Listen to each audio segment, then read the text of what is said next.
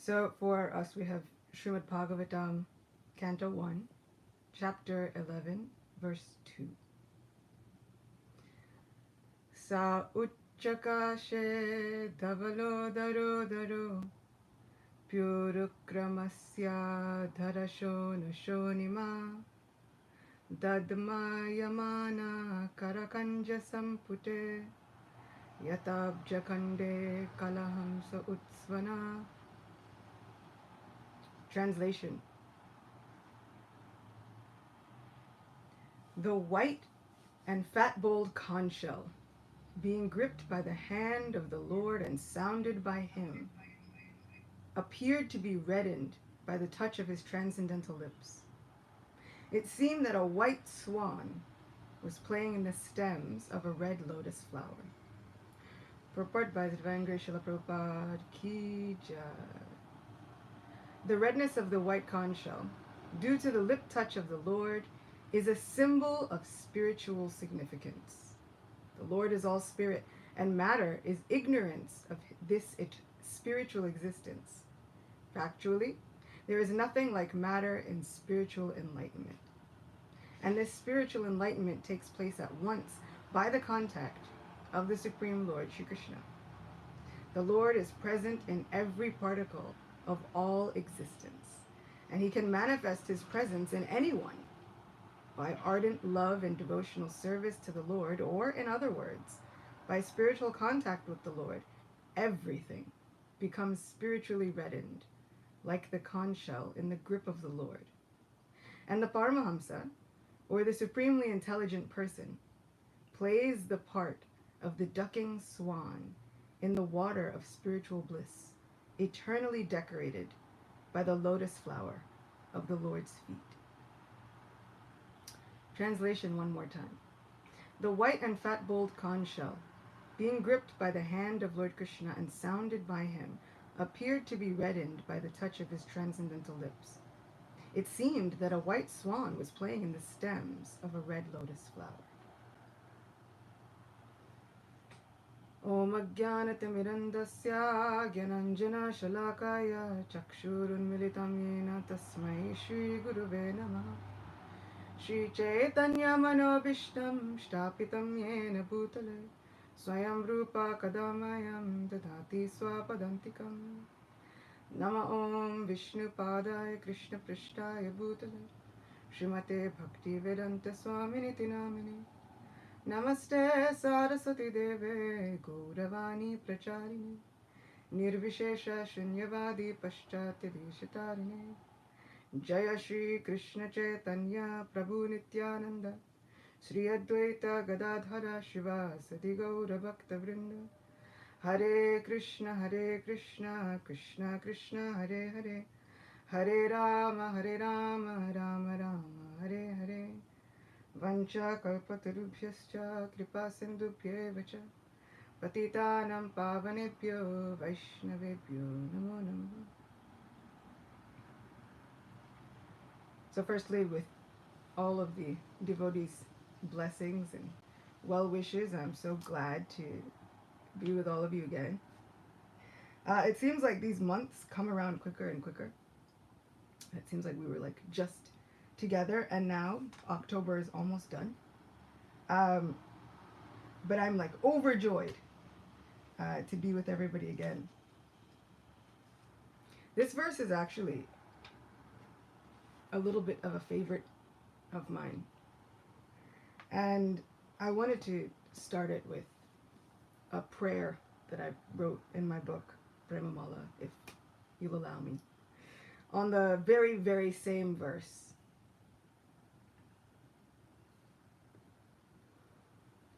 O Govinda, at any moment, we have the choice to accept our real identities as truly belonging to you. We can take this mundane life and transform it with the touchstone of devotional service.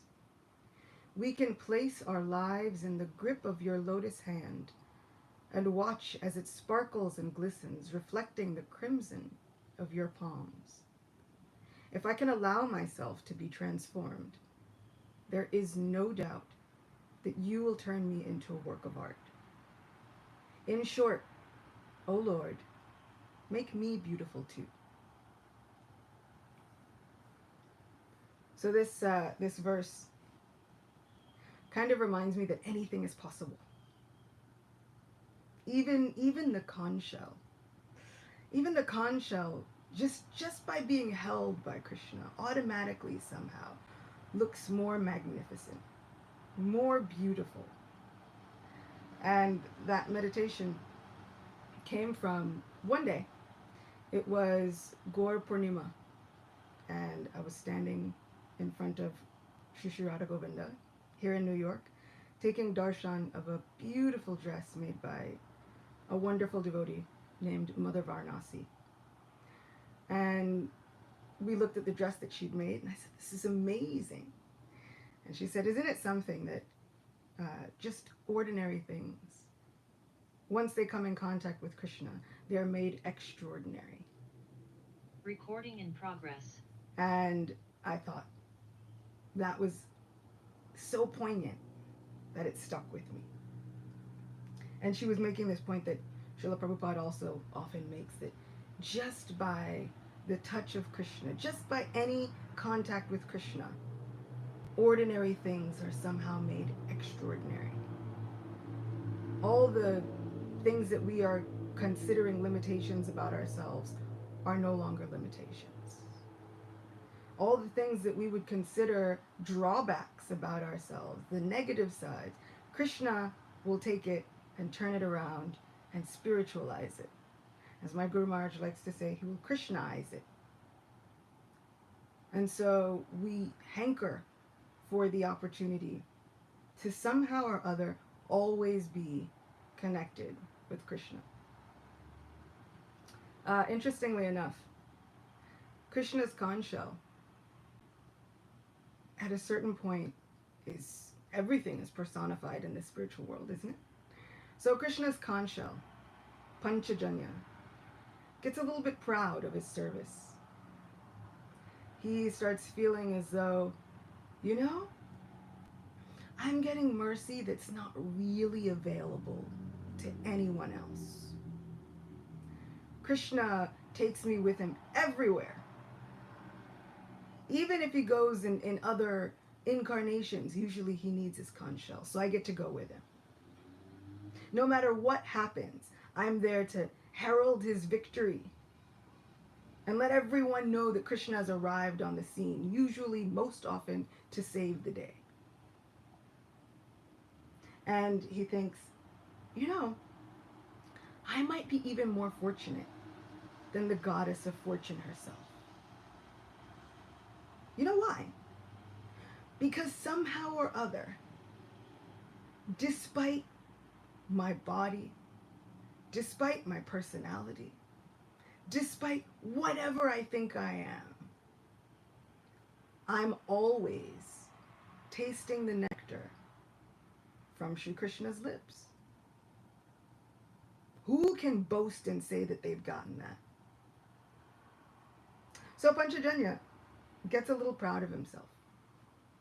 And it is this pride in his service which catches the attention of the goddess of fortune.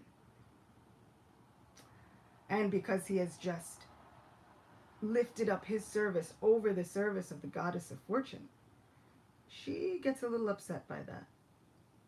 And so she curses him. O Panchajanya, this arrogance will not serve you.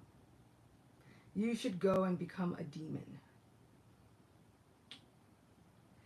There's a fine line. So now Panchajanya is cursed to become a demon. This demon roams within the oceans. He meets with a young boy at Prabhas Kshetra who's playing on the banks of the ocean. And he kidnaps that boy. That boy happens to be the son of Sandipani Muni, the teacher of Krishna. So when Krishna is in Gurukula and he's learning everything that there is to know in the shortest amount of time ever because he's Krishna, he asks his teacher, "What can I give you as compensation, as dakshina. His guru says, not for me, but for your Guru Mata, for my wife. Our son has gone missing. Can you please find him? Krishna goes everywhere in the universe, including the abode of Yamaraj. And when he reaches the abode of Yamaraj's palace home in Samyamanipur, Yamaraj is so happy, so eager to greet Krishna. No one ever visits me. Now not only is someone visiting me, but it's the Lord himself that's come to visit me. And so he rushes to greet Krishna with all of the revelry that he can muster, which is a lot. Which brings to mind the previous verse of all of the inhabitants of Dwarka running to see Krishna, feeling as though they've just gotten back their lives or returned to consciousness after a very long time. That eagerness is something that's always struck me and kind of stuck with me. How many times have I been that eager? Have I been so eager to say, Arti is happening? I hear Krishna coming. When that conchal blows just before the Arti, heralding all auspiciousness, letting everyone in the universe know Krishna is about to appear. Am I running or am I saying, I've got time? The Arti is going to last like half an hour. I'll make it. Maybe for the last 5 minutes. I'll get there. The inhabitants of Dwarka, Yamaraj, they were running. They didn't just want to make it in the last 5 minutes. They wanted to soak up the entire experience and look at Krishna as though they were drinking him in with thousands and thousands and thousands upon thousands of eyes. So it always makes me try and remember, have I been eager enough? There's always room for me to be more eager. There's always room for me to look and say, I could make a small improvement. I could give Krishna's arti. I could give Krishna's presence top priority. After all, it's not as though it's happening at every moment, even though it should be. There are designated times for his services and his artis. I could give them top priority. If I were so bereft of his presence, or if I actually understood my real position, I would be more like Yamaraj. Wait, Krishna's coming. This is a once-in-a-lifetime event. So Krishna arrives in Samyamanipur and questions Yamaraj. Have you seen this boy? Like, transcendentally. He comes with a photo. Have you seen him? Yamaraj says, I'm sorry. I don't have him. I hear there is a demon, though. Living deep within the sea. He's got the child. Krishna goes and does battle with the demon, finally getting the son of his teacher back. And that demon regains his rightful place as Panchajanya, the conch shell, forever held once again in the hand of Sri Krishna. But now with a new attitude. He's had a little bit of an ego makeover. He no longer looks at his position as, I am the best and better than all of the others who get to serve Sri Krishna. Now he understands that his position is now due to the mercy of the goddess of fortune. No longer does he think, I think I'm doing a little bit better than her. But now he understands that it is due to her mercy, due to her care, her consideration, due to her being kind enough to teach him, that he now gets to regain his rightful position as Krishna's forever friend. How many times do we encounter something that looks like an obstacle or a reversal in our lives, and do we think it is by the blessings of the Vaishnavas that I'm learning this lesson? Or do we think, why, God, why is this happening to me? How could this have happened to me? I've never done anything to anyone. I've just been nice. I've been kind. I haven't been proud or arrogant. I've just been doing my service. How could this have happened to me? How many times do we find ourselves in a situation where we no longer look at it as the mercy of our Vaishnav ancestors or Vaishnav predecessors, our spiritual masters, plural, because it is the month of Kartik. It also brings to mind another incident. And what I kind of find interesting is that curses within Vedic literature often become blessings. So we have the two sons of Kuvera, Nala Kuvera and Manigriva. And they were really, really intoxicated with all their wealth. I mean, they were the definition of like dripping in finesse. They had everything.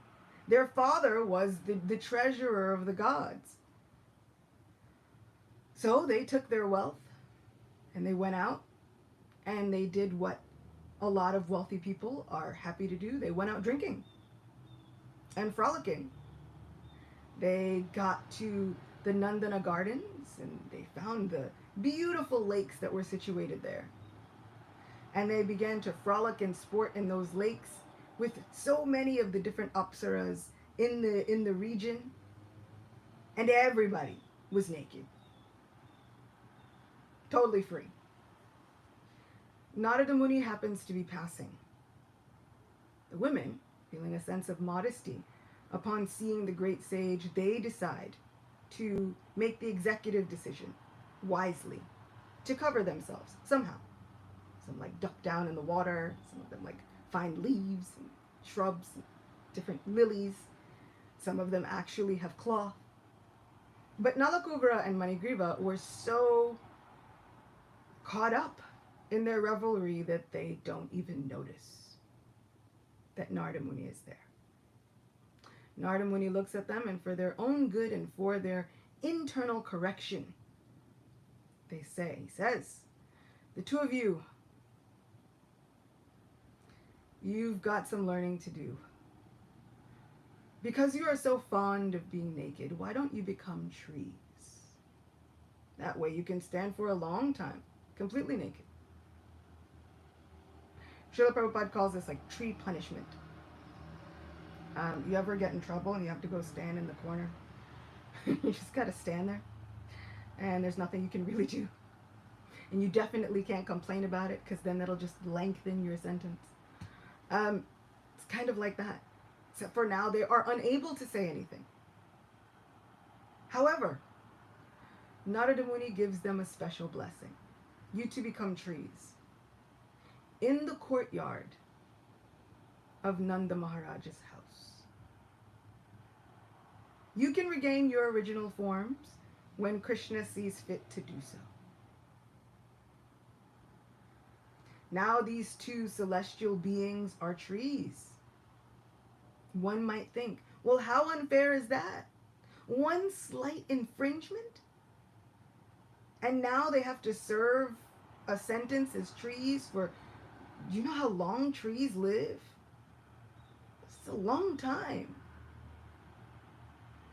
But our acharyas say that they also got the greatest blessings. Now, as the story goes, we might think that their blessing was just one thing. But we'll circle around to how their blessing was many, many, many things.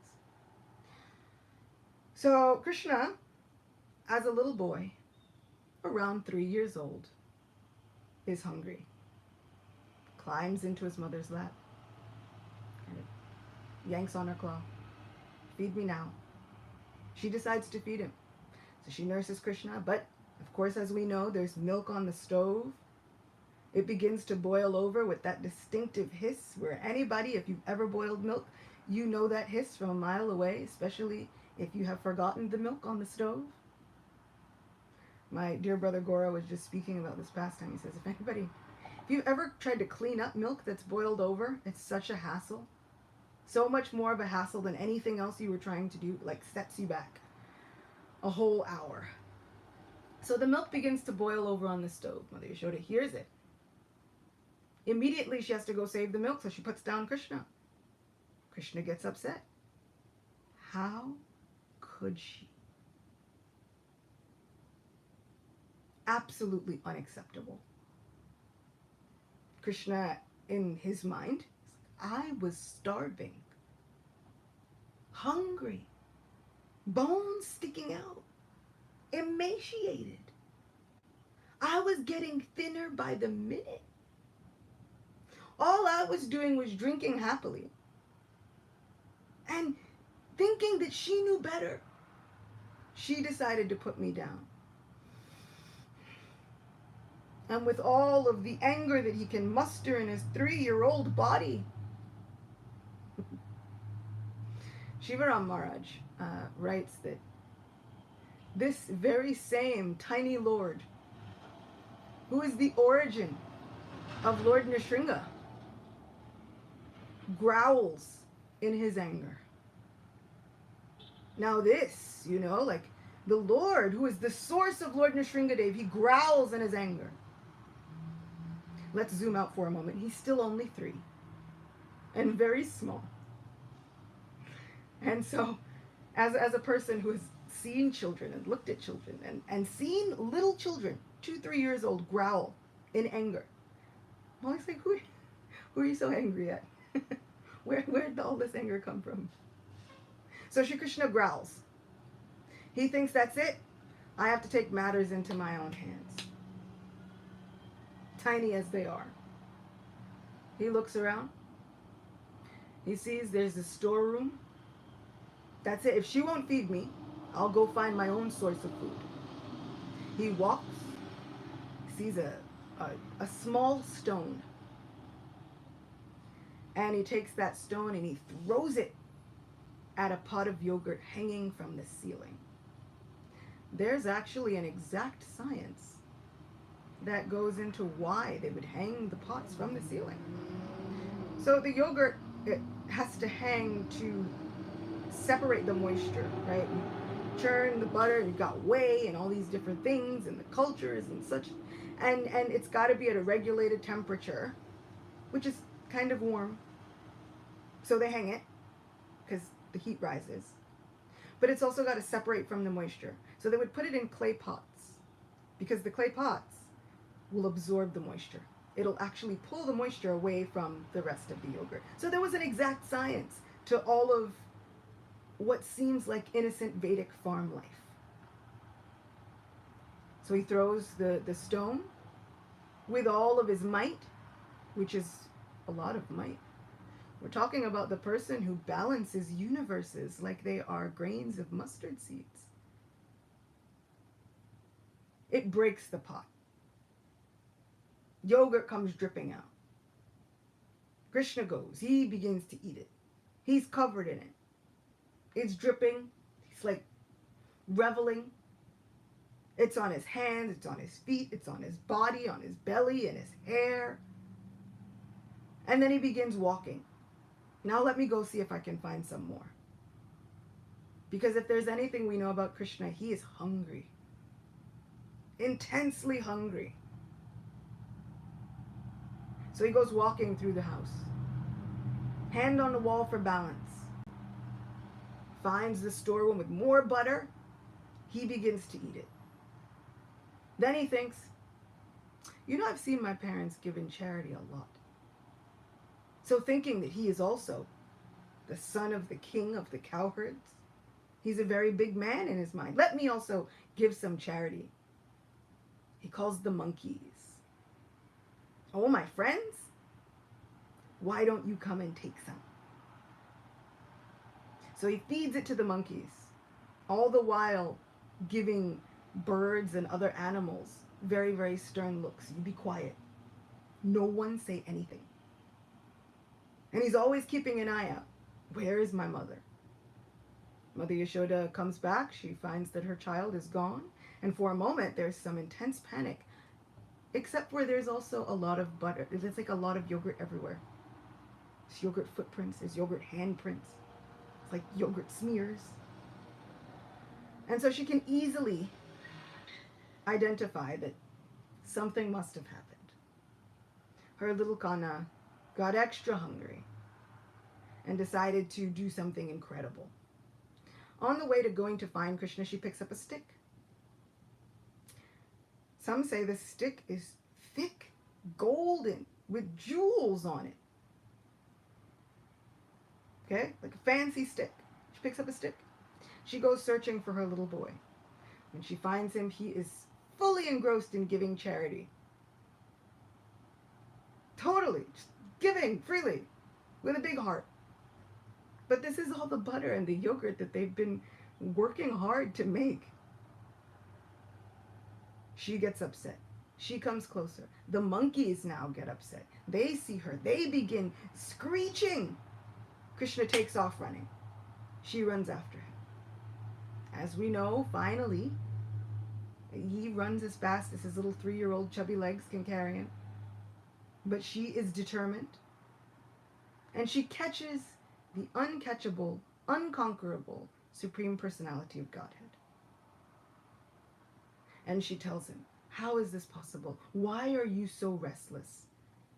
Why have you done this? He says, I haven't done anything. Never mind the fact that there's butter on his face and his hands and his feet and his body and his hair, his everything, everywhere. I haven't done anything. Oh, Gopal, why are you like this? You are so... And then you're feeding it to monkeys? Oh, Vanarapriya, she calls him. He takes it as an insult. How dare she? Okay, first she put me down. Right? She couldn't be bothered. Then she chases me with a stick. Okay? All of these are offenses. Third, now she's calling me, oh, friend of the monkeys. Oh, beloved of the monkeys, Vanarapriya. How dare she? He says, oh, mother, if you think I'm such a friend of the monkeys, then I'll just go to the forest and live with the monkeys. Mother Yashoda is amused. But also there's a part of her who thinks he just might do it. This boy is he's intense. So she thinks better I keep him here. She looks around, she finds a grinding mortar. And she thinks, let me tie him up. That way I can do what I have to do inside, and he won't cause me any more trouble, nor will he be able to run into the forest to live with the monkeys. She tries to tie him up. As we know, the rope is 2 fingers too short. She gets more rope. Some of it's golden and silken and so big. 2 fingers too short. She gets more rope. She gets all the rope she has. 2 fingers too short. How is this possible? He's a small boy. She calls everyone that is available in Vrindavan. She says, come. Everybody bring rope. This is too much. Finally, she's sweating. She's disheveled. Her hair is not what it used to be. Her clothes are not what they used to be. She basically looks like every mom. Every mom. She thinks, oh, Krishna, please, finally. She ties him up. She goes back in the house just to try and finish what she was doing before, which, by the way, was service. She was only trying to make sweets for Krishna. Krishna thinks, okay, she has so many offenses against her. She's done so much. I can't understand why. I don't know why she's after me. Why is she against me this way? She's supposed to be my mother. All I've done was love her. Now I'll do something really naughty. As if the other things weren't naughty. He's now has to up the ante, right? Because no one can be more extra than Krishna. No one. He sees two trees in the courtyard. He's familiar with these trees. He thinks, I've got it. He crawls over to the trees, grinding mortar, falling behind him, making a clattering sound, just kind of rolling. Now this grinding mortar is heavy. It's stone. It's not easy. This 3-year-old boy goes crawling. In between the two trees, the grinding mortar is caught crosswise. And what does Krishna do? He tugs, pulls, and he pulls some more, and he pulls, and finally both trees come crashing down. This is a temper tantrum unlike any I have ever seen in my life. What kind of child? Usually the children, they get angry, they stamp their foot, they make a pouty face, they do all of that. Krishna has already done this, but now no one can be more extra than Krishna. I have to do something that no one else can do. And so as part of his tantrum, he crashes down two trees in the backyard. Again, I side with Mother Yashoda. Why are you like this? So, two trees come crashing down. Krishna looks around. Job well done. But out from those two trees come these two effulgent beings. This is Nalakuvara and Manigriva. They offer an extended amount of prayers to Sri Krishna. But that's not their only blessing. Their only blessing was not just that they were freed from their otherwise sad existence as trees by Sri Krishna. Their blessing was not just that they appeared as two trees in Nanda Maharaj's courtyard, but Krishna played there, which meant he played with these trees often. Hide and seek, he would hide behind the trees. He would play tag with his friends and run it. The tree would be big, so he'd have to catch the tree and hold on to the tree. This is the blessing of the curse of Narada. You too must atone for what you've done, no problem. You need some correction. Go ahead, you be two trees. But now, when in contact with Krishna, these reversals, these corrections become our greatest fortune. Not only did they get to see Krishna, not only did they get to pray to Krishna personally, but now they are engaging in the pastime that we forever and ever and ever revere and worship. But Krishna played with them. Can you imagine little Krishna speaking to his friends, but he's leaning against the tree, sitting near the tree, resting on the tree. This is a fortune unlike anything we've ever seen. How often do we get the situation? Look at that, you get to play with Krishna. So I feel as though it is so important when these reversals seemingly come into our lives and we feel as though we've been made uncomfortable, right? This fall, autumn season, or depending upon where you are in the world, it could be the spring season, but this season is one of a time of transformation. No matter where you are, these in-between seasons are big times for transformation. Transformation is not always comfortable. I dare say it's like hardly ever comfortable. But how often do we stop and think, okay, Krishna is molding me, moving me, positioning me from one place to another, and what looks like a setback could become my greatest fortune. And why? Just because I am forever connected to Krishna. Just because he is forever my friend. As Srila Prabhupada says, everything, when in contact with Krishna, becomes spiritualized. This material matter is no longer just material. And we are always ornamented with the lotus feet of Krishna in our lives. If we have the ability to see it. I had a conversation with a dear friend and devotee, and she was lamenting. And she was saying, all the service that I had before, my deity service, etc., was doing so much, I lost it all. It was taken away from me. She was saying, now what do I have? She said, my Guru Maharaj, he fought for this. I said, well, when you were doing your service, did they appreciate you? She said, no. I said, did they treat you nicely? She said, no.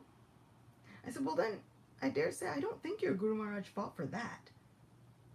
I don't think he was fighting for you to be undervalued and underappreciated.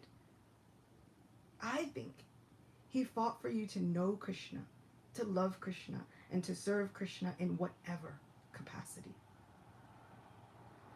Said, and I'd be willing to guess that even though you think your service had been taken away, I bet you a new service has cropped up that was bigger and better than that one. She said, well, that is true. I actually have begun teaching loads of yoga philosophy courses. I said, how amazing! Amazing! What we think is a setback. What if Krishna is saying, you can stay there and be small, or you can come with me. Just go with me for a minute. Follow my plan and become bigger than you ever imagined. What if Krishna is actually setting us up for greatness? Dr. Martin Luther King said, everybody can be great, because greatness is determined by one's capacity to serve. Everyone has the potential and the capacity for greatness.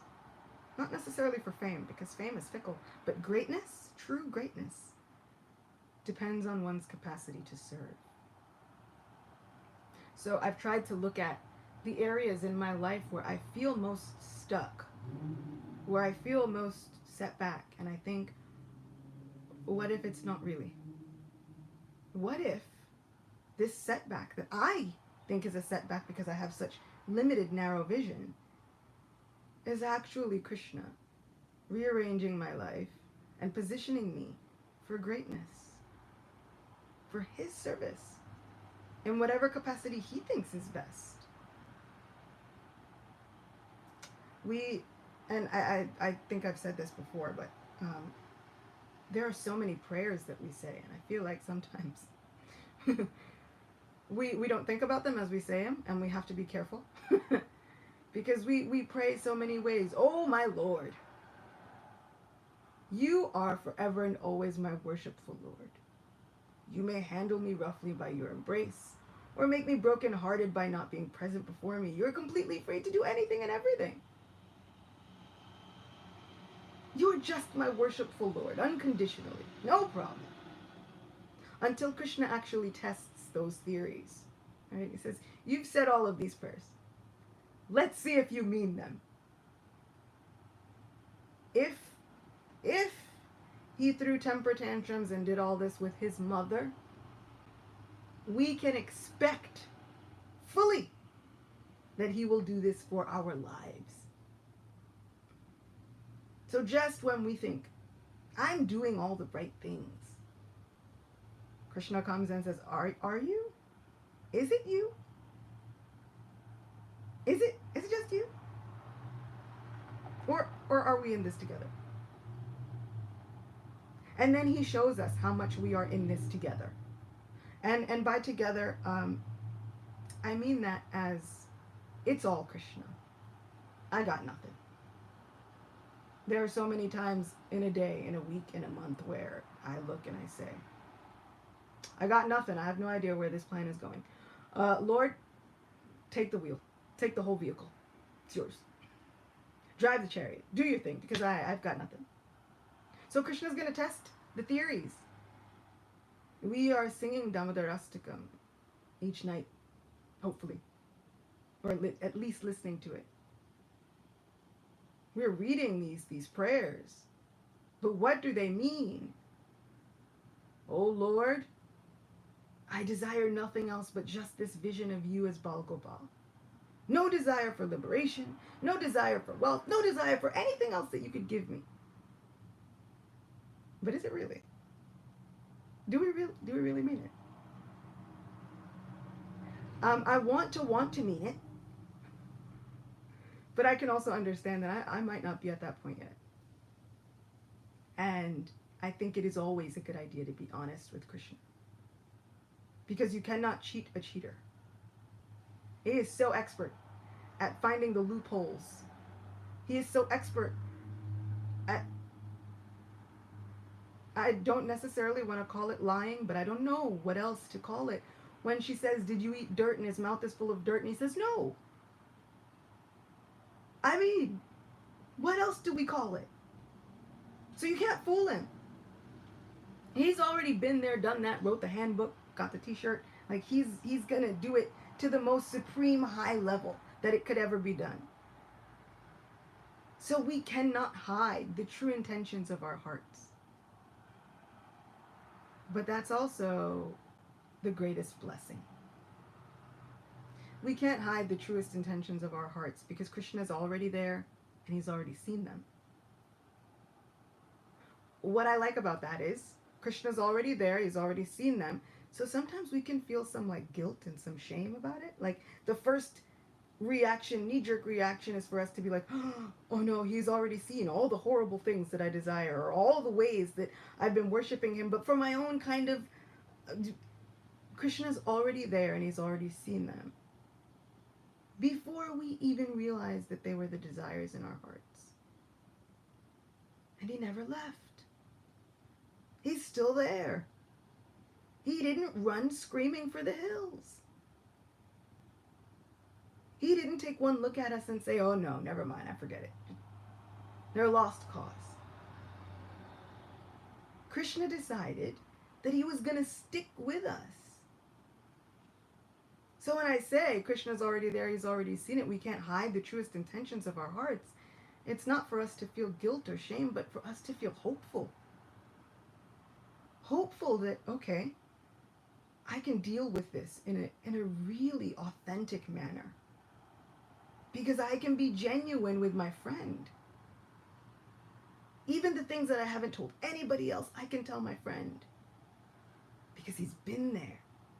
In the region of the heart. Observing the entire thing. And he's never left. Even through lifetimes of activities that I am not even privy to remembering.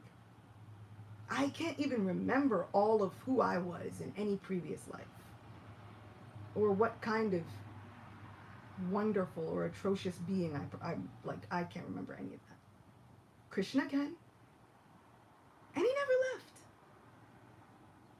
He never said that was it. Like, you're too far gone.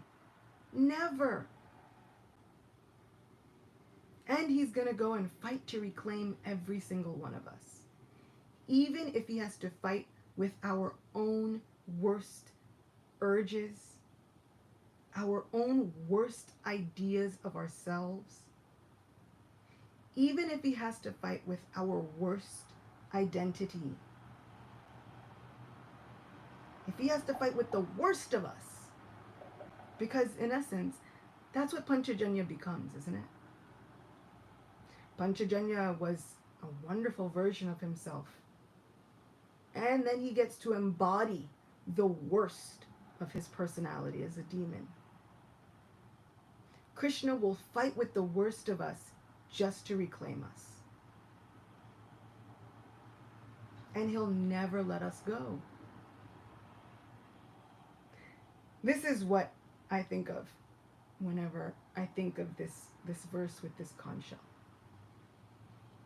The fact that once Krishna gets us back in his hands, never ever will he let us go again. Srila Prabhupada says the living entity wants to leave this spiritual, wonderful existence. It says the Lord begs 3 times, don't go. My Lord begs. Each and every single one of us begs 3 times, don't go. But we have a better idea. We know better. And so Krishna, being the wonderful Lord of reciprocation that he is, he gives us what we want. Or what we think we want. But our Krishna will also cheat. Just when we think we've got it down to a science on how to run this entire material world all ourselves, just when we're failing miserably, he sends our spiritual masters. He sends the holy name. He sends his very own prasad, which was not easily gotten. He sends his very own presence. He'll barge his way into our lives just so that he can reclaim us. How amazing is our Krishna? And how absolutely amazing is this existence? There are so many things that we can look at and think, you know, there's so many things wrong with life.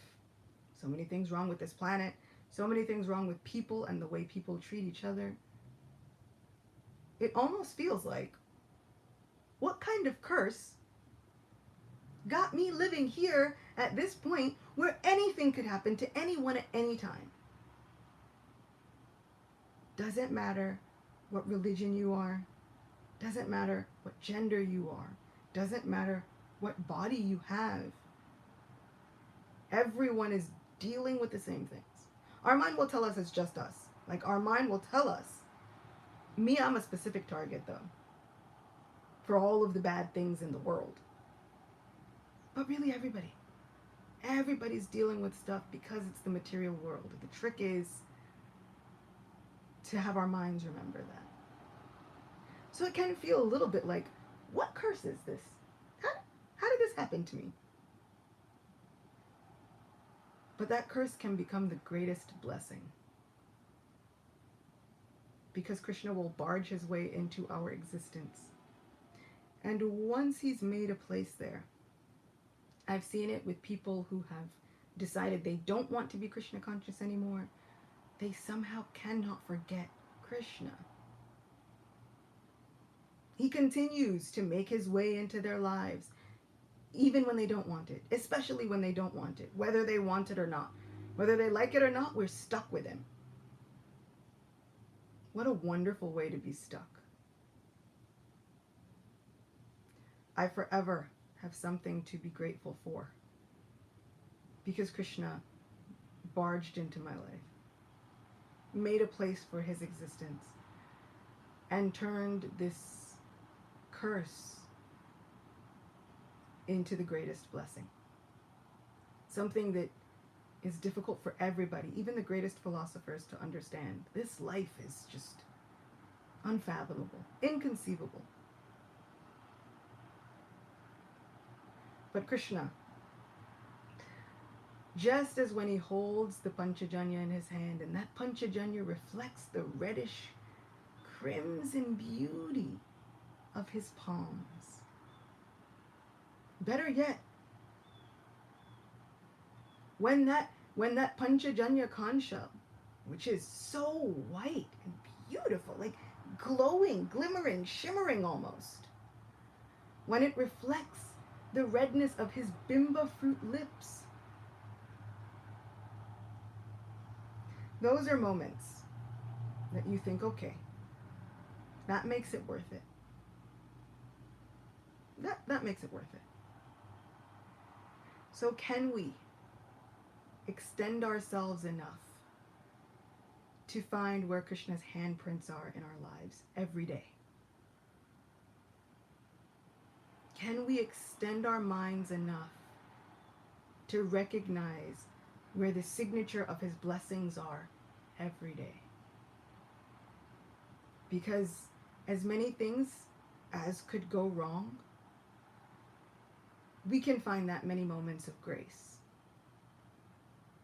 And even more. Krishna is showering us unlimitedly. We just have to look out for it. And I thank Srila Prabhupada, and I thank Srila Bhakti Tirtha Maharaj, and I thank my own Guru Maharaj for being like weather forecasters. Letting me know, hey, watch out, there's like a shower of grace coming. You know, you like check the weather, like what's happening? There's a shower of grace coming. Make sure that you leave the umbrella home. Go and soak it all up as much as possible.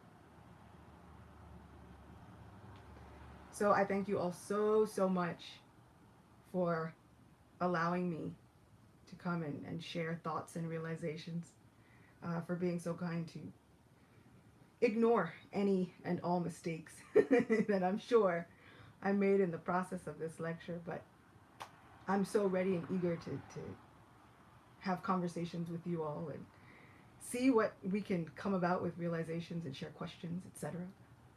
Thank you so much. Very nice class.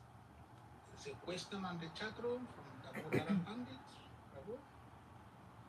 Say, please thank you for your wonderful class. Please, my question is, the scripture says Krishna doesn't kill. But in time of Krishna pastime, when he was sucking the breast of Putana, Krishna sucked her breast, milk including her life, till Putana leave her body. In that moment, who killed Putana? Oh, that's such an esoteric question. And I like it. So interestingly enough, yes, Krishna, our Govinda, right? Krishna, Yashoda Nandan Krishna, doesn't actually kill anybody. Krishna's only purpose is to have fun with his friends, which include all of us. Literally, it's all I do. So that Krishna says, I don't kill demons. It's not what I do. The one who kills the demons is Vasudeva Krishna. So, esoterically, what happens is this Vasudeva Krishna is the same Krishna who seems to leave Vrindavan. This is the Krishna who goes to Mathura, if he has to go. This is Vasudeva Krishna. And this Vasudeva Krishna is easy to remember because this is the same Vasudeva Krishna that appeared in the jail cell to Devaki and Vasudeva. So Vasudeva Krishna is the son of Vasudeva. One has a slightly longer A than the other. Vasudeva Krishna, son of Vasudeva. So this Vasudeva Krishna, when Vasudeva carries him across the Jamuna into the home of Nanda Maharaj, there is another Krishna, just kind of like unseen to Vasudeva at the time. He puts his little Krishna down on the bed. That Vasudeva Krishna merges into the Vrindavan Krishna. And so when it is needed, that Vasudeva Krishna comes out, handles business, goes back. So yes, technically Krishna does not kill demons. Krishna says, I have no reason to do that. I just want to have fun with my friends and have loving pastimes. And like maybe steal butter, make my parents angry. But Vasudeva Krishna comes when there is a need for this disciplinary action. And it is said that one who remembers the pastime of Putana will always be steeped in love for Krishna. Why? Because how amazing. She decided she was going to kill Krishna. Premeditated. Baby murder. She had already killed so many infants before him. She ate children. And instead, Krishna gives her the position of a mother. Even if just for a little while. As our great Lord of reciprocation, he just reciprocated with what she wanted. They say that, some say she is the daughter of Bali Maharaj. Some say she is the sister. I like the one where she's the daughter of Bali Maharaj. And when Vamana comes, everyone in the assembly looks at this little Brahmin boy who is so small and so sweet. Once again, like, what big man do you think you are? Like, he's got a little umbrella, very stern face, he means business. Comes walking in on little feet. And they all see him and they fall in love with him. They think how beautiful he is.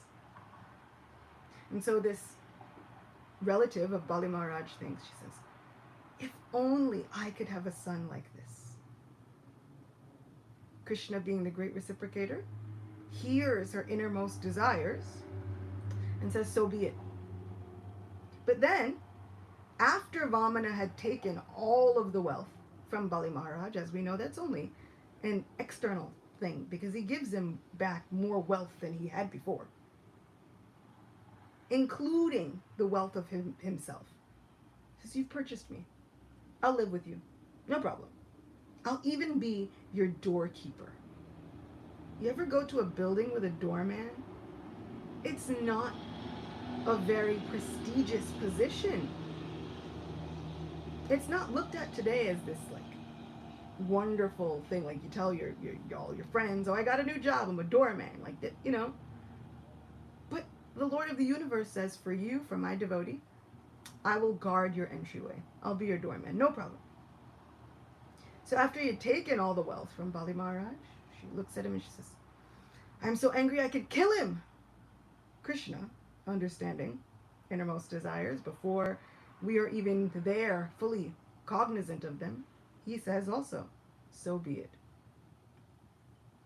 So, as Putana, she gets the opportunity to try and have Krishna as her son, but she also gets the opportunity to try and kill him. She succeeds at getting him as her son, but not so much on the killing end. So yes, this is the Vasudeva Krishna that pops out as one of the energies of Krishna whenever need be. Thank you. Our next question is from Sadev Prabhu. Sadev, please. Hare Krishna, Mother Chita. Thank you so much for the wonderful class as usual. Thank you so much. Your class generated lots of questions. Yeah. And I have a couple of questions. I will start from the milky one before we get to the bonish, if we should get there. And my first question is actually, it's one question, but it has a sub question, so it's two in one. And even though I would want you to answer, but I also do not expect you to go deeper into answering the question because it's about yourself. I would say like maybe just a minute after you started the class, you read a prayer from your precious book. And in that prayer, you mentioned that, well, Krishna should also make you beautiful. Now, I would want you to explain a little more about that because you are already beautiful. And if you're already beautiful and you're asking Krishna to make you beautiful, that means that it's probably much more deeper than what I see. Of course, every devotee is beautiful. That is the beauty, one beauty of Krishna. So that's my question A. And then the question B is, from my little experience trying to be a devotee, I see that if not always, but most of the time when our gurus give us initiation name, the names given to us reflect some sort of characteristics that we have. And so this kind of buttress this point in the sense that you are a gopi. Gopis are always attractive and very uh, dear to Krishna. And then you are a tutor, inconceivable. So my question is, what is so inconceivable about you that your spiritual master wants us to know? Hare Krishna. Hare Krishna. Yeah, that one is simple. I wish I knew. No. um, Interestingly enough, I think that we're all with ourselves all the time. We know all our stuff. Right? We know all the things. We know all the ins and the outs. We know every pimple, every mole, every beauty spot. We know all the things. And so I think in making that prayer spiritually, I feel like, but I know every crevice, every area. I know when I can talk a good game, but I'm phoning it in. I know when I could dive deeper into my spirituality, but I hold back. And I think that was kind of the thought process behind, huh, make me beautiful too. And also, it was kind of an acknowledgement of, but let's look at what Krishna's already done. Amazing how he could take a seemingly ordinary life and turn it into something extraordinary. And I know that it is only him. When I was younger, I wanted to be like a whole pop sensation. I wanted to be a whole pop singer. Like if I could have been the whole band, I would have been the whole thing. And it's safe to say like that didn't happen, you know? Um, but look what did. And there are some times when I'll be someplace, or thanks to the mercy of Indradumna Maharaj and others, I'll be at a place like Woodstock, and there are 150,000 people there. And I'll turn to inevitably one of my nephews and go, this is so cool. Like, look at what's happening. Look at all of these people. There's like no reason that all of these drunk and high people should really be here rocking out to the holy name like this, but they're here. This is Mahaprabhu's weapon. Like this is Krishna. We get to see what his pastimes are like now. And I know that any of the dreams or any of the things that I couldn't have even put on my bucket list, if I do it in connection with Krishna, it's amazing. He carries what I lack, because I'm always lacking, and he preserves what I have. When I was in college, I was a creative writing English major, and I took poetry courses. And my poetry professor said, and I quote, "You should not write poetry." I said, "Oh, okay." Yeah. So I don't know. I guess, you know, I can only think now that the poetry is differently understood if you understand the person's references. And my references, whenever they had an assignment of thinking like, okay, write about something that really means something to you. Krishna is such an integral part of my life. There was nothing else for me to write poetry about. And I guess that they just didn't understand it. Like, they just didn't get it. So what they said was, you shouldn't write poetry. And I thought for a long time, wow, I guess I'm not like meant for this thing, you know?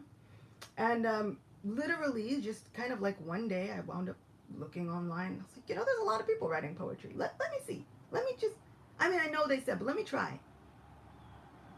And I now have a book that won an award, not from devotees, from regular people. If I had tried to do any of that in a materialistic way, I don't think it would have worked out the same. But in connection with Krishna, he makes it sparkle. He makes it look amazing. He makes our lives look incredible.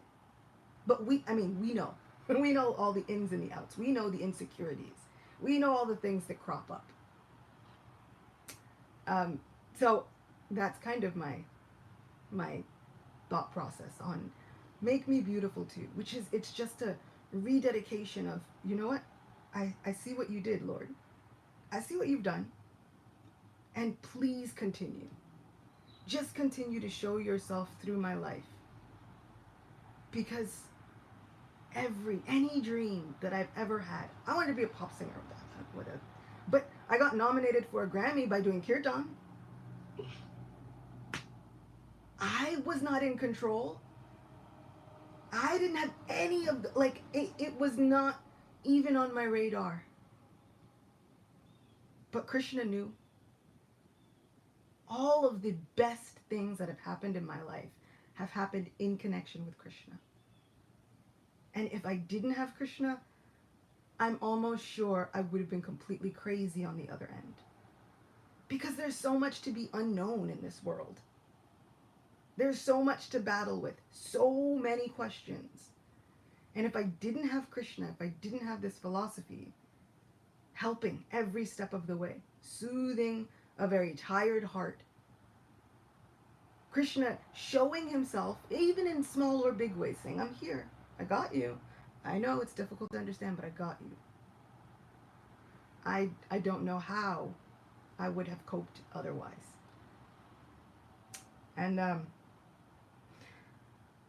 as for what my Guru Maharaj, man, I remember when I got initiated, I thought I was sitting in the arena,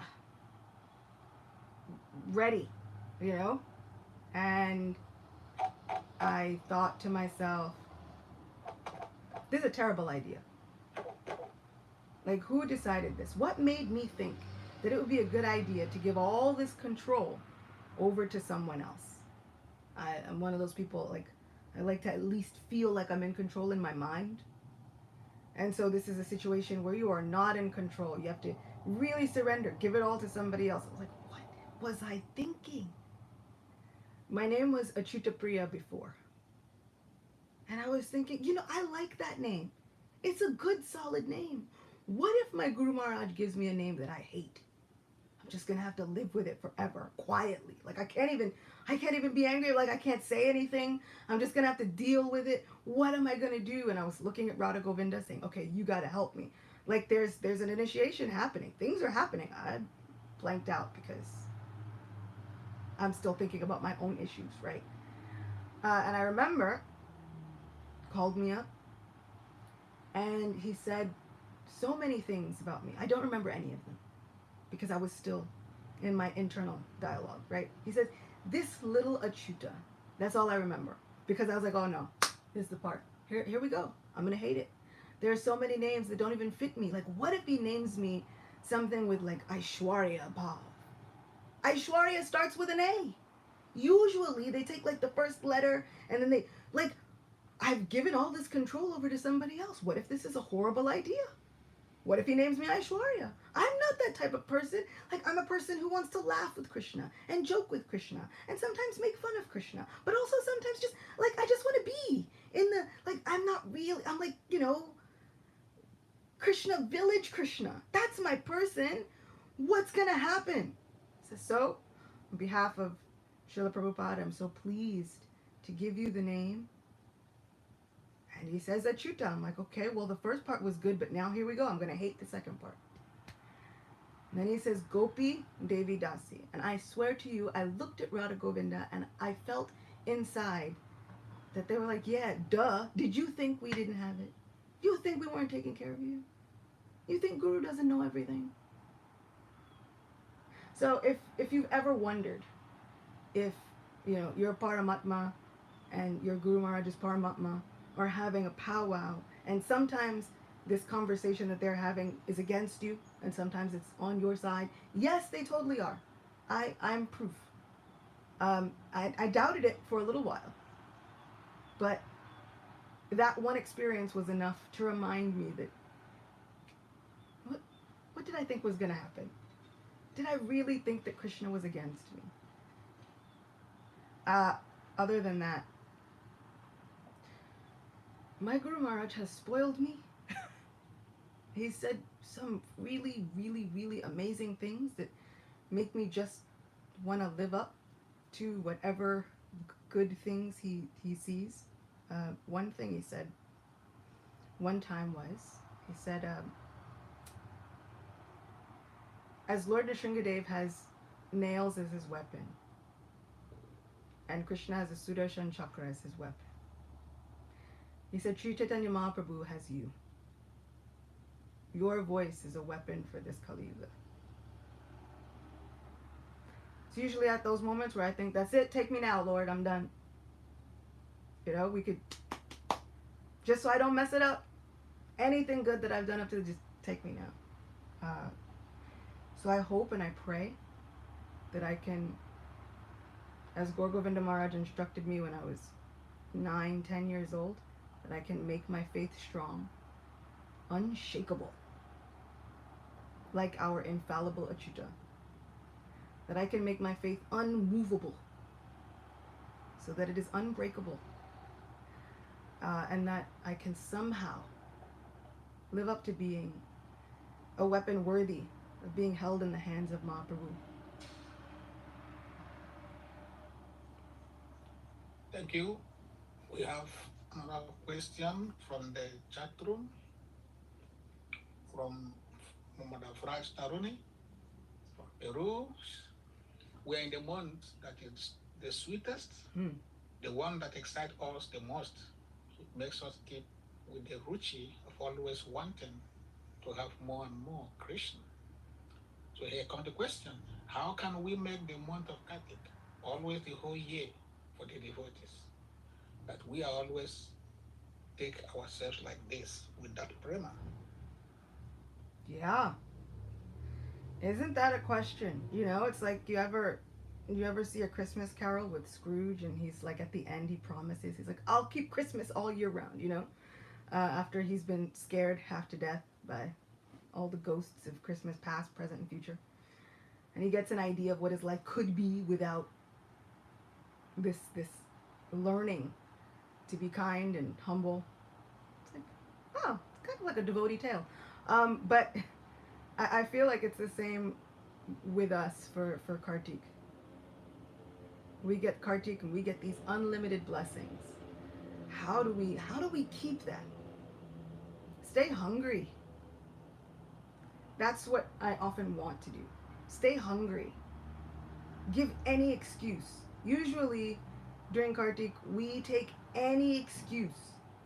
We will do more reading, we'll do more chanting, we'll really focus on our japa. If we can't do more japa, then we think, okay, just for this month, I'm really gonna listen to my japa. I'll focus. I'll find those kathas. I'll listen to something every day. I'll get to know Krishna a little bit more. The trick is that, you know, they do this, and they often say that the benedictions that are at the end of the stories are kind of just to get you to read more pastimes. They're just to get you to increase your reading. So if you think, oh, there's a reward at the end, we're so eager to jump at the chance to do it. But there's a reward every day. Krishna has built in some milestones to help us. We have special days. We have the appearance days and the disappearance days of great souls. We have Ekadashi days. Right? Bhaktivinoda Thakur writes about it. Just by following all of these Ekadashi days, the mother of devotion, she's blessed me. Let us take advantage not only of this Kartik month, but also every day. Where is the reward in every day? Because I promise it's there. Even if we think, okay, it's not Kartik, but I'm just going to read one more story. One more than I normally would. If we can remember little Krishna, he was already drinking milk, but then she puts him down and he was thinking, I was starving. I could have died. Okay? Anything could have happened to me. If we keep that kind of mentality with our hunger for Krishna Katha, with our hunger for Krishna's pastimes and for the name of Krishna, we will have kept Kartik Mas all year round. I look for excuses to extend my Kartik Vrats. I ever since I was younger. Kartik, you never want it to end. And it doesn't just have to be Kartik for us to offer a lamp, actually. We can offer, there are actually loads of blessings for offering lamps on Ekadashi days. Loads of blessings for offering a lamp anytime. We can take these practices and let them become habits in our lives. It's a month long. They say sometimes it takes 21 days to form a habit, sometimes a little bit longer. Let this become our new habit. We cannot get wet just standing on the shore of the ocean looking at it. We have to take the steps and we have to dive in. So I encourage all of us, myself included, to dive in, to look for any excuse to dive deeper. Because I guarantee you, if we just look for the excuse, Krishna will reciprocate 100-fold. He will reciprocate. He will come with a reward for you every single day. Because that's how he is. That's how amazing and loving he is. He doesn't let anything go unrewarded. As all surrender unto me, I reward them accordingly. Any little bit of surrender, he's going to reward us. So let's make any excuse to just surrender a little bit. We might not be all there, and that's fine. But baby steps. Little baby Krishna steps. Tiny ones. It all counts up. It all matters. I mean, this is our same Lord who said in this endeavor there is no loss, no diminution. Whatever you've done on this spirituality path, it doesn't go away. It doesn't even get less over time. Do we know anything where we spend some money and we still have the same amount? I wish. Don't we all wish our bank accounts look like that? Where you spend the money and then you look at your bank account, but it's still there. And not like when you look prematurely and there's a hold on it, and then at the end of the month you see that you spent way too much money. But if we really looked and we spend money and we look and it's still the same, and yet anything we do to make more money just increases our balance, this is our devotional service. Krishna is willing to do anything to get your attention. I'll give you a special month if you need it. I'll give you a special day. I'll give you a special hour. I'll give you whatever. Anything. Any excuse will do. Srimad Bhagavatam has so many examples, even if you call out jokingly. Even if you call out in distress. Even if you come with the intent of killing Krishna, somehow or other he will benedict you and uplift you to the highest position in the entire creation. Not just anybody gets to be the mother of Krishna. Not just anybody gets Krishna in such intimate contact. Even if you think you're entering into it with the mindset of, I'll show this Krishna who's boss, he'll take that as an excuse and use it to his advantage. That's why they say better watch out. If you like your life the way it is, do not enter these beautiful pastimes. Don't go to Keshigat, even in your mind, and look at that boy playing the flute on the banks of the river. Don't do it. Because he will use any excuse to turn your life around. In my case, I'm hoping and praying that he uses any excuse. Make it yours. It's already yours.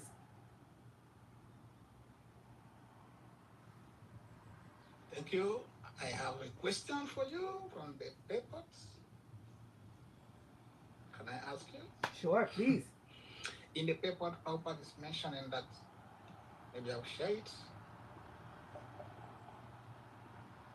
Prabhupada is mentioning here, factually, there is nothing like matter in spiritual enlightenment. And this spiritual enlightenment takes place at once by the contact with the Supreme Lord, Sri Krishna. So my question is, if there is nothing like matter in spiritual enlightenment, why do we still consider some things material in devotional service?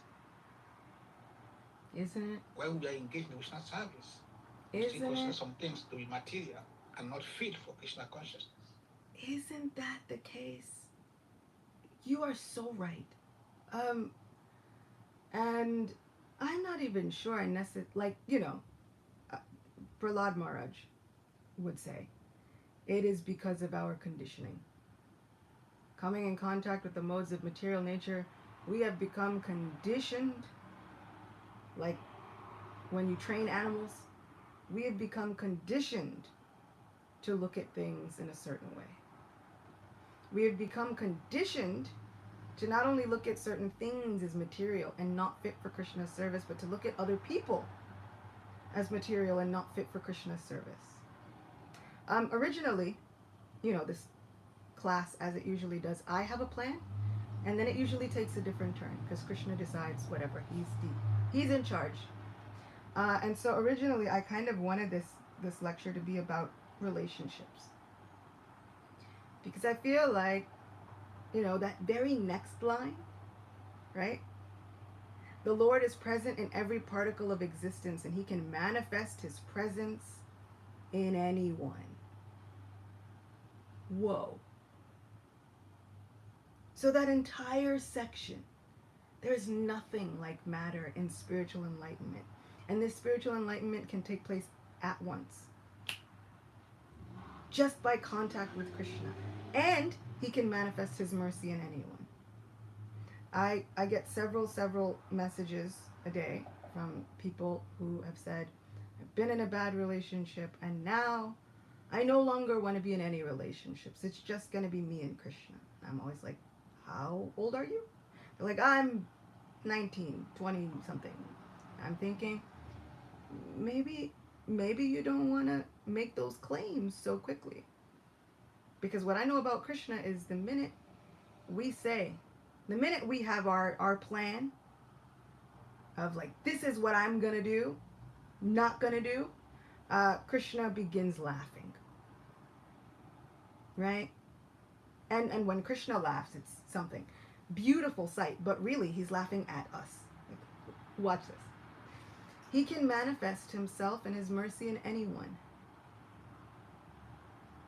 Our relationships, even friendships, romantic relationships, we should not think that they are the downfall of our spirituality. We cannot think that the people that we are serving with are not fit to be part of our spiritual enlightenment. Bhakti Tirtha Maharaj, in his sessions on community building, he would often look around and he would hear so many of the problems with different people in the community. Right? Everybody would come to it with any and everything. And he would say, all I have to say is you better get it right now. Because who you serve with here is who you'll serve with there. There's no getting away from it. You better get it right. You better get your practice in here. And he was serious. So if we think that Krishna can manifest, if Srila Prabhupada is saying Sri Krishna can manifest Himself in anyone at any time, how can we decide, you know what, these relationships, they're not fit for our service. These relationships don't work with our service. How can we say that? Would we look at Krishna's paraphernalia? The necklaces in Krishna's drawer. We understand, right? Any of the paraphernalia, anything that is used to serve Krishna is an expansion of Sri Balaram.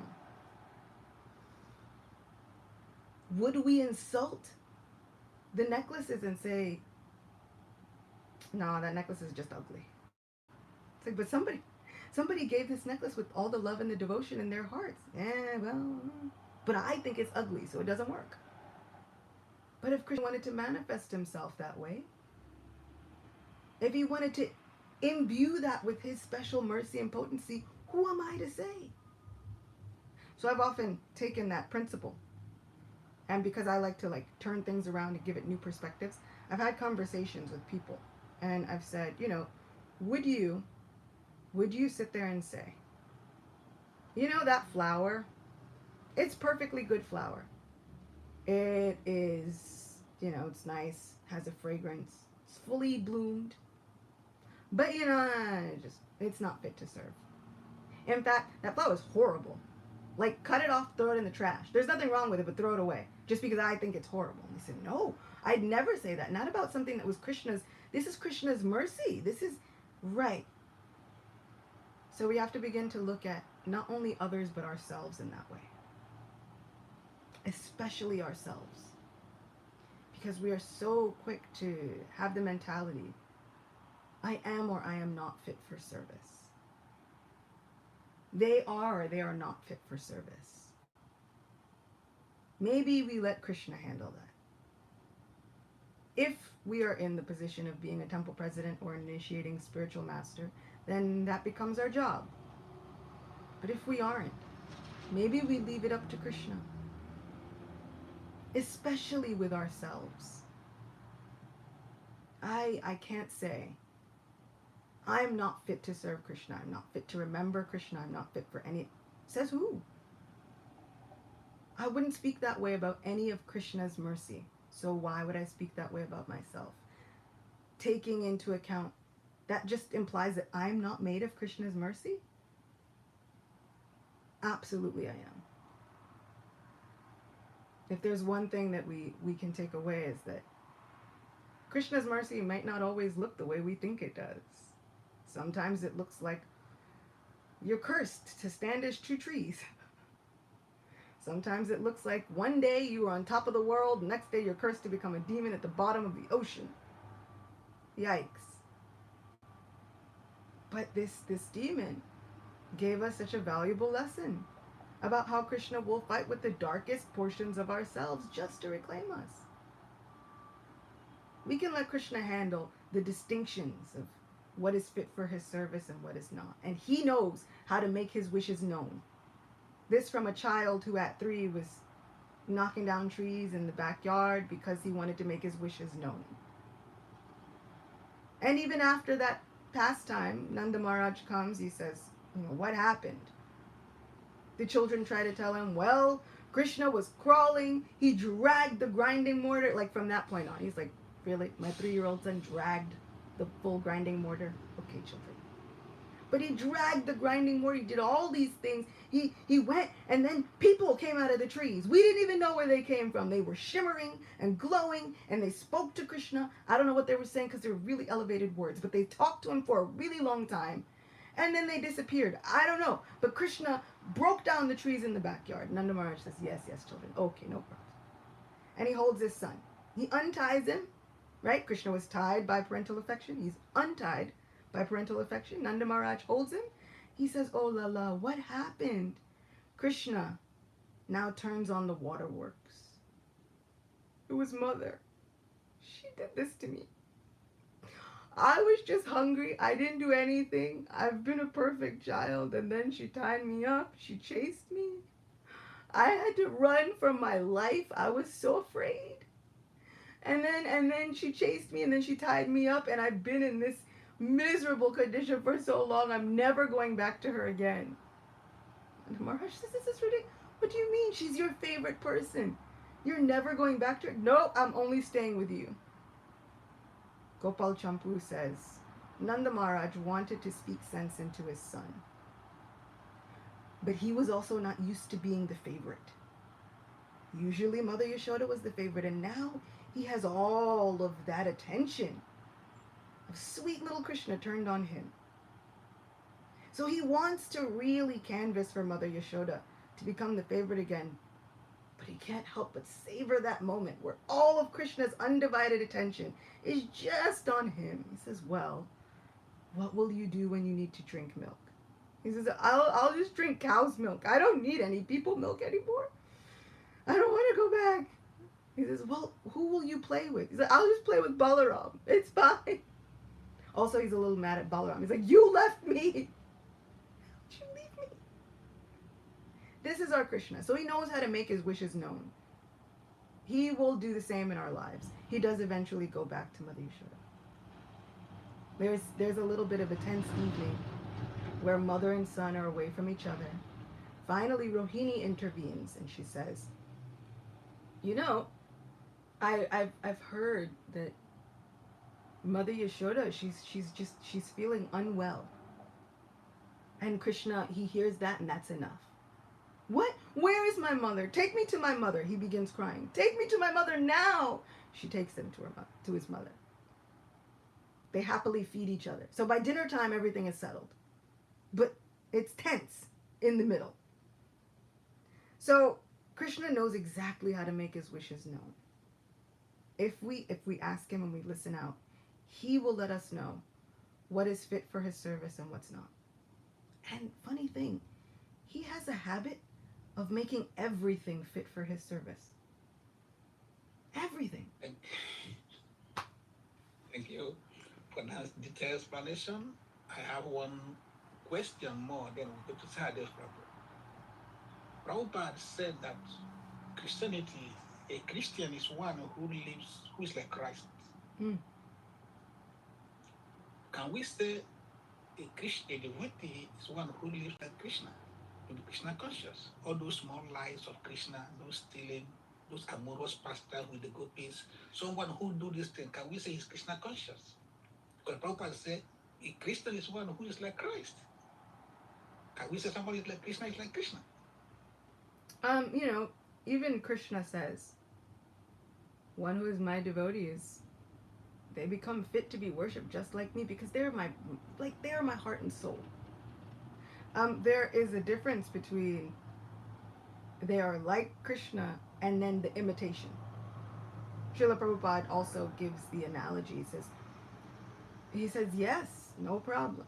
We should respect these devotees as if Krishna is giving his mercy, as if Krishna can even speak through them, because it's true, Paramatma can speak through anybody.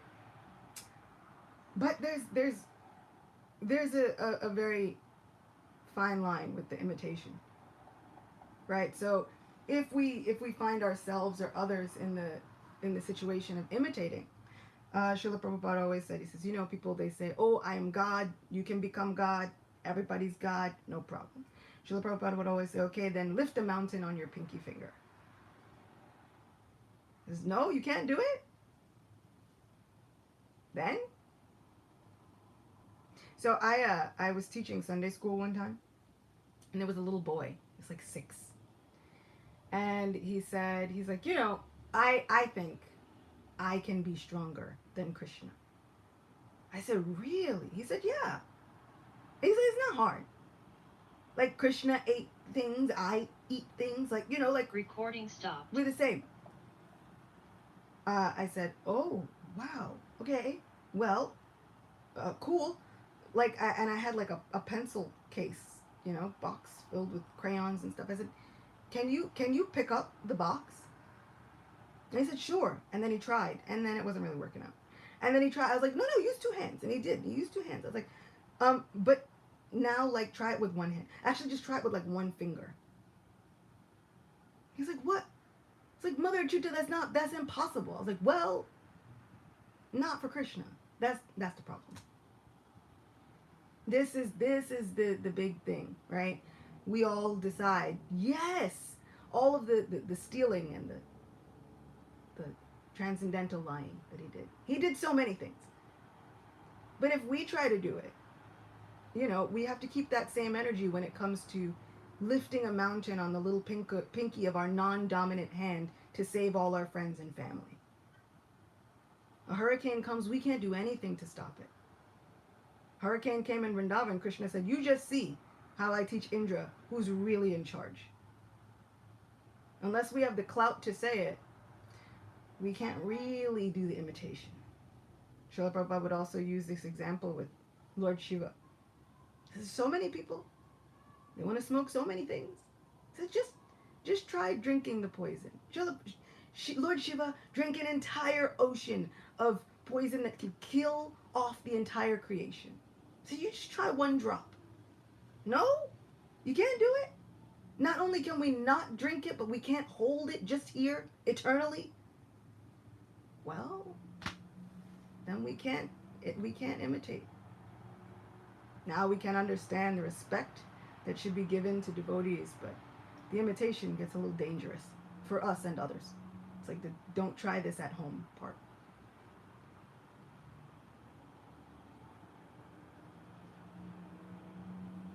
Sorry, Prabhu, please. All right, thank you, Matachita. Thank you for the elaborate explanations.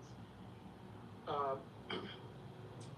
my question has to do with Krishna's counsel to Chittai. The beautiful story you narrated, where Kamchadai became a little proud that he's getting more of Krishna and had to be cursed to become a demon. Also, like in this month of Kartik, we're celebrating Nala Kuvera and Manigriva. How do such elevated souls have such thoughts like taking pleasure in a woman's indecent exposure? I mean, the other audience move their eyes away from the nude ladies, but Nala Kuvera Manigriva, they were taking so much pleasure, joy, pride in seeing their nudeness, and they had to be cursed. So my question is, does that then mean that we truly learn by experience and not by hearing? Prabhupada says those who are intelligent learn by hearing, they do not learn by experience. But like you said, once you get punished, even though you are cursed, but it's a blessing in disguise. But once you go back there, Krishna will never let you like come back here, or you're not going to commit the same mistake again because you've learned. So my question is, does that mean that ultimately we have to realize whatever we are being taught to fully grasp what is being said, or just by hearing what these advanced souls, our gurus, are saying is enough for us? Yeah. Interestingly enough, it wasn't only the ladies who were like indecently exposed. Nalakuvara and Manigriva were indecently exposed. Everybody was exposed. Nobody had any clothes on. And they weren't cursed because they were looking at the women. They were cursed because they had no concept of even their own bodily shame or a sense of propriety. Right? So their curse wasn't in necessarily that they were enjoying other people. Their curse was in that they were enjoying themselves. It was a whole personal thing. They were it. And as for Srila Prabhupada, there are often so many levels, right? The most intelligent, they learn by hearing. And then the less intelligent have to experience what's happening. I feel like that right there is a pitfall. We start to categorize ourselves. Well, I must be more intelligent. I can't be the less intelligent. Like, that's somebody else. That's like that devotee over there. He's the less intelligent, but not me. So there's that little warning that starts to go off, or it should start to go off when we start making those distinctions, because quite honestly, We're all here. There's something we didn't learn. We're all here.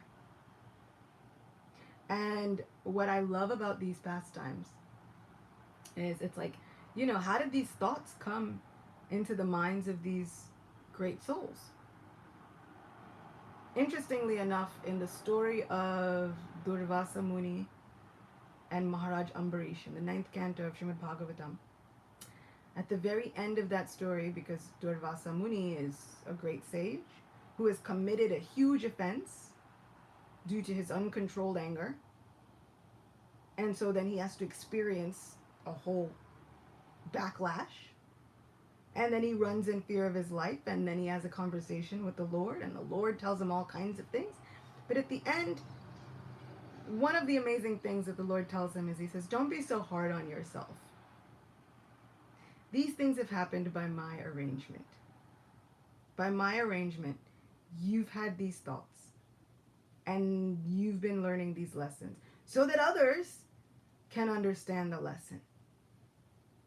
So Nalakuvara and Manigriva, they are learning lessons so that we can learn lessons. Also, so that it gives us something to talk about with Krishna, which then further just grips our mind.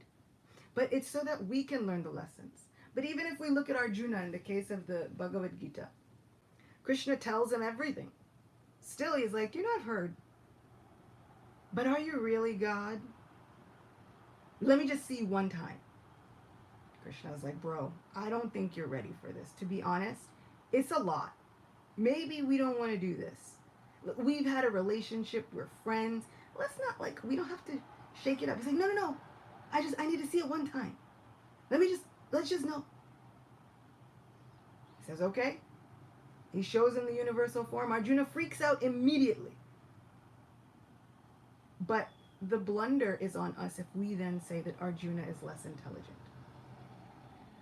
The blunder is on us if we say that Indra was less intelligent. Right? It's when we start making those distinctions, thinking, I know what level of intelligence people, myself even, are at. I know what class devotee they're at. Right? These, Uttamadhikari, Madhyamadhikari, Kanishthadhikari, when we start to use that word like neophyte,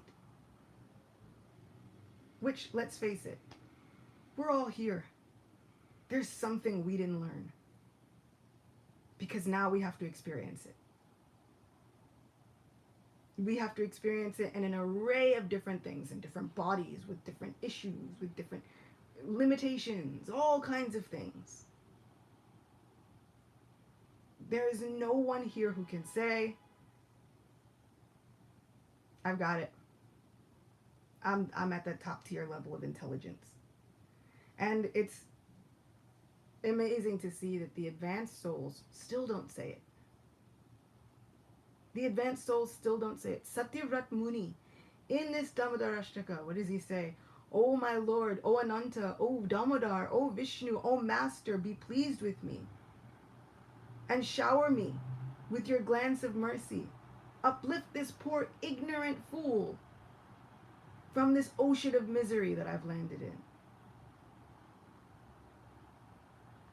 Even in the Shikshastakam prayers, oh my Lord, please, somehow or other, I've done the horrible thing and separated myself from you, but you please pick me up and place me again as one of the atoms at your lotus feet.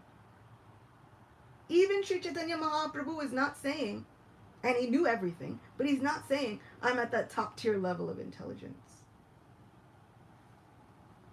So it's kind of amazing that this humility is just really looking at our situation authentically, genuinely, and understanding that admitting my limitations doesn't mean that Krishna loves me any less. Admitting my limitations now makes me the biggest qualifier for Krishna's mercy. Who do you give your mercy to? The person who needs it the most.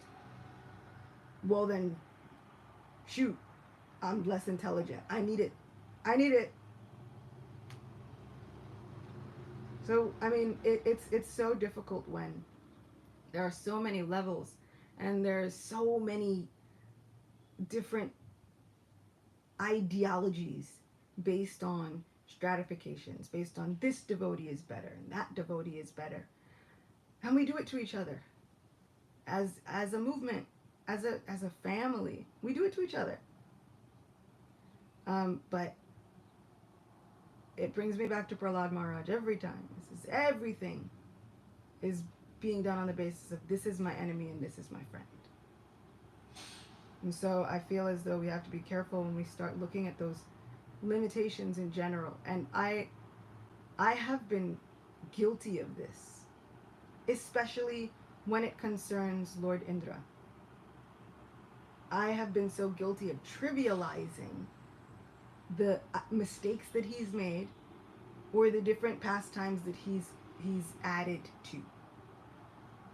Because it really does seem like Lord Indra's always in trouble. And so sometimes I have trivialized his position, thinking, oh, but he's always in trouble. Wait a second. But let me really understand my position. I'm one small jiva. He's still the ruler of the demigods. Now, we both have a Paramatma. We're both looking for Krishna Prema, and that makes us on level with each other. But let me really authentically, genuinely look at what my position is. This man can make a devastating hurricane. I can do nothing. I make a few like saltwater tears, like that's it. And they're not even like great saltwater tears. They're just little. And this man can make everything. But still, the mark of all of these great souls is that they know what their position is. And when by Krishna's mercy, they forget what their position is, because they don't ever really forget, it's for Krishna. He reminds them. And those things become lessons for us for all time to come. Thank you so much. The wonderful class. 2 hours. We get you rest. Yeah. Did I see Leela's hand up? It seems she wanted Whose to. hands up, please? Leela Manjui. Please unmute yourself, please. Hi, Krishna. I go. I'm just so thankful to be here today. And Oh wait, you have to unmute yourself again. Muted. can you hear me again? Okay. Good.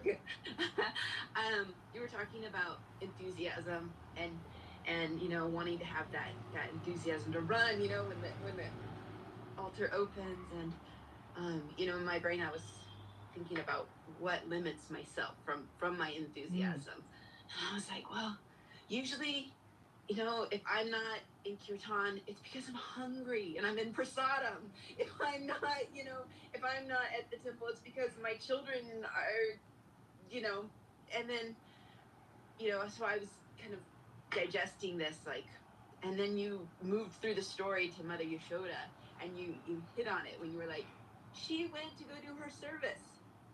She left this service to go do that service, and I was like, yeah, you see, I'm hungry, that my body is my service. I have to take care of this, and my children are my service, and I thought, well, and I imagine that even though Mother Yashoda was leaving this service for that service, there was this guilt, right? And I do this guilt where it's like, if I really was loving Krishna, I would stay for that extra hour of kirtan, even though I've been here 4 hours and my guts are turning and my blood sugar's dropping, and I'm not dedicated, right? And so that was my question, is how do we deal, because Krishna doesn't see it like that. I know Krishna doesn't see it like that. And yet I have to deal with me. I have to deal with my guilt, my, my self-loathing or my self-shame. So, I know there's a verse for everything. Where's the verse for that? Yeah, I mean, isn't it? We There is so much, like if we have to do anything else that is actually necessary to keep body and soul together, sometimes we can feel like we are so hard on ourselves. And I find it interesting, you're saying, Krishna doesn't see it like that. The trajectory of this pastime, oh man, that boy does. He really, he was driving home his point. No, she did the wrong thing. She should never put me down ever again. Ever. Ever again. But, like fast forward a little while later, and now he's clamoring to go outside with his friends. And she's saying, wait, wait, wait, let me just put one more ornament. Wait, you forgot this one, sweet. Wait, there's one more sash I can put, one more belt, one more anklet. And he's saying, Maya, I have to go. The same mother that he was like, you should never leave me ever again. This is Krishna. He's such a prankster. And he's going to trouble us in our everyday lives. But it's also going to be the sweetest trouble that we've ever had. If he didn't trouble us, it would be like the cows in Vrindavan. If Krishna does not go to steal milk, they don't give it. You're like, what's the point? What's the point of giving all this milk if Krishna's not going to steal it? In fact, the milk on the stove was thinking, Krishna's drinking his mother's milk. Krishna's hunger is unlimited. But her desire to serve him is unlimited. So she's going to produce unlimited amounts of milk, which means he's never going to drink me. Better that I end my life and jump into the fire. So what do? When we feel like our services are pulling us in two separate directions? That's where the service and separation happens. Sometimes there's a kirtan. But there is another service. And the service to the children, service even to our bodies, it's extremely important. We can't and we shouldn't neglect it. We have to keep body and soul together. And we have to be there for these children that we've been entrusted with. Because they have a Paramatma. I mean, even if they didn't, but they have a Paramatma. There's a Krishna right there. So when we're serving our children, that's service to Krishna. Directly. Because that Paramatma is there watching. He says, I'm the witness, best friend, refuge, beginning, end, middle of everything. I'm the basis of everything. I'm sitting there in the heart of every living entity. And I always say, especially the ones we don't like. But I'm there in every living entity. So he's there, watching from the hearts of our children, saying, okay, what do they do now? Is it your service alone, or is it our service? And then the minute we drop everything, we run to the children. It's like, so nice, reminds me of home.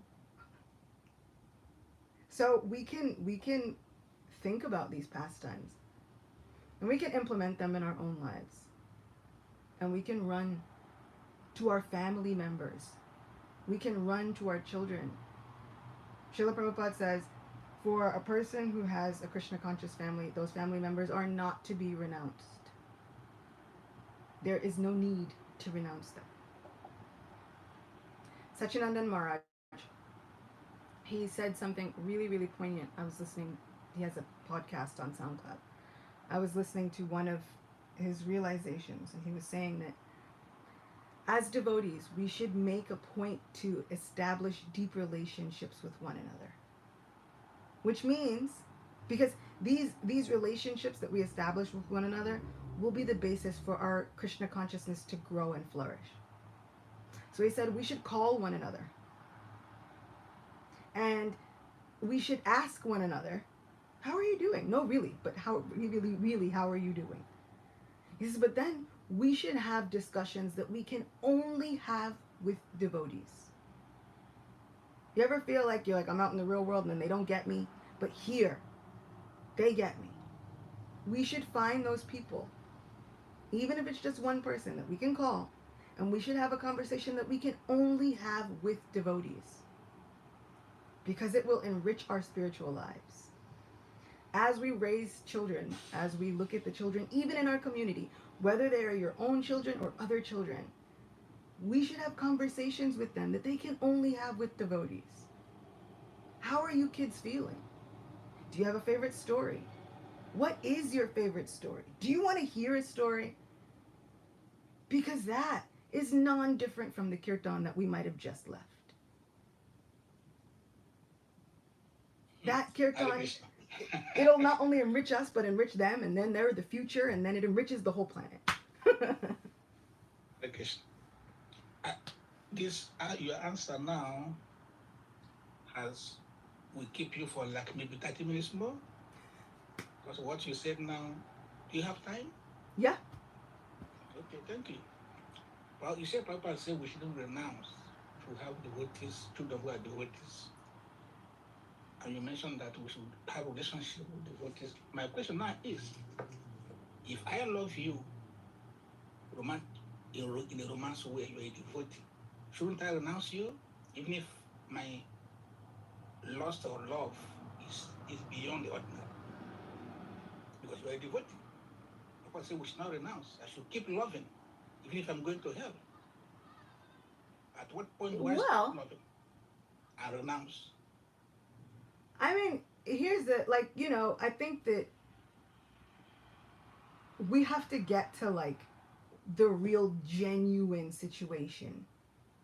Right? So, like, I think, as I can at least speak for myself, sometimes as devotees we have this habit of saying, like, but what if, like, we shouldn't renounce just anything, but what if I have a desire to drink all day? And I think that that will help me with my service. Shouldn't I do that? And then we have to really look at the root cause of our desires. Right? What's the root cause there? Are we drinking to satisfy our senses? Because, I mean, we have like 4 regulative principles. We shouldn't be drinking, like, all the things. Because that's really what we have to deal with. What is the escape? Why do we need to escape? What is happening that makes us feel like we desperately need to escape? What is it that is unresolved and undealt with? And then we have to authentically, in a safe space, try and resolve it and deal with it so that we no longer feel this detrimental desire to drink all day. Because that's not going to serve us, nor will it help us in our service to Krishna. So if we think about loving somebody, right, if it's one of those situations where it is an illicit relationship, we have to think about what's really going on there. We have to think about, okay, well, wait, but if I feel like I love somebody romantically, why? What's the reason? Is it because I feel like, oh, well, they narrate Krishna's pastimes so nicely, and somehow when I hear them or when I'm near them, I feel more inspired to chant, or I feel more enlivened in my Krishna consciousness? Well, then really, what you're in love with is Krishna. And what we wind up seeing is that reflection of Krishna's palm on the person. If this person is already your spouse, then the ashram has been arranged for a reason. Right? Even Krishna. He understood people are going to love one another. I've always said that Krishna had an unlimited amount of cowherd boys. They literally say the number is uncountable. But all those cowherd boys had parents. Which means that other people in Goloka Vrindavan had to have relationships with one another in order to do their service, which was to have a child that would become friends with Krishna. So we always hear Vrindavan works because it was a place where everybody was in love with Krishna and serving Krishna. So you're like, but if I'm in love with Krishna, how can I even like anybody else? Well, Krishna's mercy's there. Krishna says, I can manifest myself in anyone. Srila Prabhupada said. So sometimes it's important to look at how Krishna is manifesting himself in our family members, in the people that we love, and to understand that huh, this is Krishna showing up. This is the reflection of Krishna's palm. Just as it was reflecting on that Panchajanya and making Panchajanya look better than ever. That little tiny spark of splendor that we borrow from Krishna is making us look better than ever. Queen Kunti actually prays in her prayer. She says, "Oh Lord, I feel like all of these relationships have somehow taken me away from you, so, take them all away. I just want to be near you." And in the purport, Srila Prabhupada says something very incredible, which is, Queen Kunti came from a family of devotees. So was Krishna going to take away all of those relationships? Of course not. He wasn't. He had no intention of it. Even though she thought she prayed to take away all of those relationships, because so many. There was a war. Everybody's upset. Nobody knows what to do. So much is going on. But because she came from this family of devotees, Krishna decides. So, one, we have to look at our real motives behind what we're feeling and what we're going through every day.